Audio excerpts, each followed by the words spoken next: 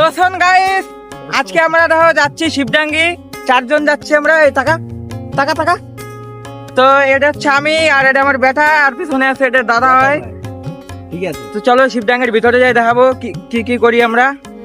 আমরা ছেলে দেখে বাইচে যাবো, দেখো কত বড় লাইন খালি মেয়েকে। আমাকে ছেলেকে অত লাইন নাই, যাবো ফটাফট জল ঢালবো আর চলে যাবো বাড়ি। আমরা আগে লাইনে দাঁড়াতাম, কিন্তু এই যে দেখো এই যে ভাত পাঠাইছে, এই জায়গার দোকান আছে, আমার একটা মামার দোকান আছে, ওকে আগে ভাতটা দিয়ে আসবো, তারপরে এসে আমরাও দাঁড়াবো লাইনের মধ্যে। এটা হচ্ছে শিবডাঙ্গির সেকেন্ড লাইন, আর এই জায়গা এটা হচ্ছে আমার মামার দোকান, আর এই যে দেখো এটা হচ্ছে আমার মামা। তো এখন আমরা যাব নদীর দিক, গাঁজা খাতে না, জল আনতে যাব। আর এই জলটা হচ্ছে কুম্ভ মেলার জল, আমি 25 সালে যখন গেছিলাম তখন নিয়ে আইছিলাম, কিন্তু তাও এই নদীতে একটু শুদ্ধ জল।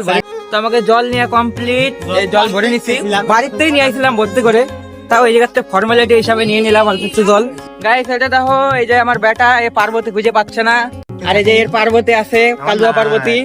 তো এর জন্য একটা পরিষ্কার পার্বতী যাতে পায়, তো সেটা তোমরা সবাই একটু আশীর্বাদ করে দিও। তো কালকে তোমাকে বলছিলাম যে ডিটেলস আমি পাবো। তো এর মেন আকর্ষণ হচ্ছে এই মন্দিরটা, একদম বট গাছ, একটা বিখ্যাত প্রাচীন বট গাছ আছে, তো বট গাছের মধ্যে একবারে কোন মন্দিরটা, আর বট গাছটা প্রায় 400-500 বছর পুরাতন হয়।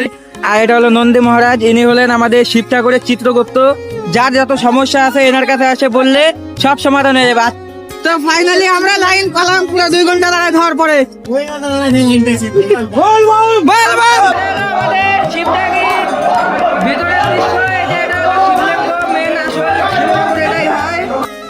মেলা ঠেলা শেষ করার পরে বাড়ি যাওয়ার সময় যে পাইছি দেখো শিবডাঙ্গের প্রসাদ, সেই সাত। এই বছরকার মতো শিবডাঙ্গের মেলা ঘোরা শেষ, আবার আসবো সামনে বছর।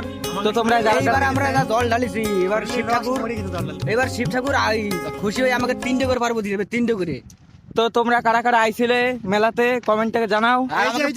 এই চ্যানেলটা কিন্তু বিয়ে গার্লফ্রেন্ড আছে, আজকে টেরি গিফট করছে।